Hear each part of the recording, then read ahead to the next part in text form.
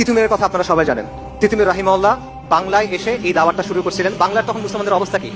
মুসলমানরা তখন ধুতি পরে, মুসলমানদের নাম হিন্দুদের মতো, মুসলমানদের নামের শুরুতে শ্রী যোগ করে, পূজার জন্য মুসলমানদের কর দিতে হয়, মসজিদ বানাতে হলে হিন্দুদেরকে কর দিতে হয়, এরকম একটা অবস্থা। এবং মুসলমানরা হিন্দুদের অনুকরণ করতেছে সবকিছুর মধ্যে।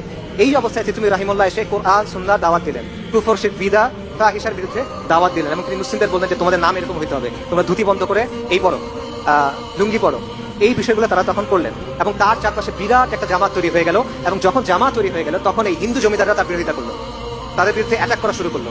এবং তখন নারিকেল বাড়িয়াতে একটা বিরাট মসজিদ ছিল, সেইখানে তারা একটা কেল্লা তৈরি করলো, যেটার নাম হলো বাসের কেল্লা। এবং খন্ড খন্ড যুদ্ধ হলো, যেখানে তারা ইংরেজ আর্মিকেও পরাজিত করলো। 1830 নভেম্বর থেকে 1831 নভেম্বর পর্যন্ত 24 পরগনা এবং নদিয়ার বিশাল এলাকা তিতুমির রাহিমাহুল্লাহ যে জামাত দখল করে রাখছিল।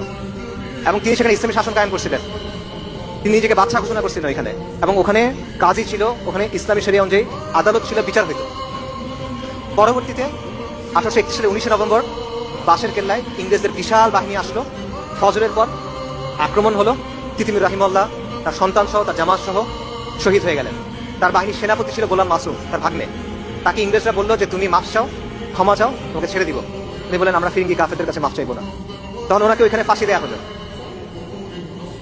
এবং তখন ইংরেজ বাহিনীর এক মেজর বলতেছিল যে আমরা আজকে জিতছি, কিন্তু আজকে যারা প্রাণ দিছে সে তার নিজের ধর্মের জন্য যুদ্ধ করছে এবং সে তার দেশের জন্য যুদ্ধ করছে এবং তারা মহাপুরুষ। ইংরেজরা এটা বলতেছে। এটা হলো আমাদের আজাদির আন্দোলনের ধারা, এটা হলো আপনার পূর্বপুরুষ ভাই।